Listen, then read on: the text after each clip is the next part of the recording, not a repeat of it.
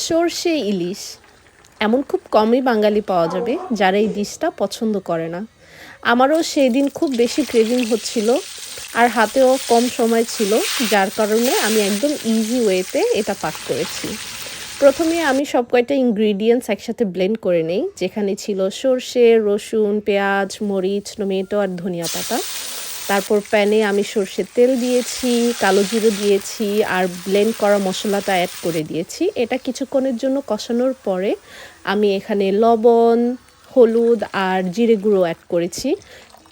এটাও কিছুক্ষণের জন্য কষানোর পরে অ্যাড করে দিব পরিমাণ মতো পানি। পানিটা যখন বলক আসবে তখন এখানে অ্যাড করে দিব আগে যে মাছগুলো ভেজে রেখেছিলাম ওইগুলো, সাথে মরিচ। তুমি যদি বেশি মরিচ খেতে পছন্দ করো তোমার লাইকিং অনুযায়ী অ্যাড করবে।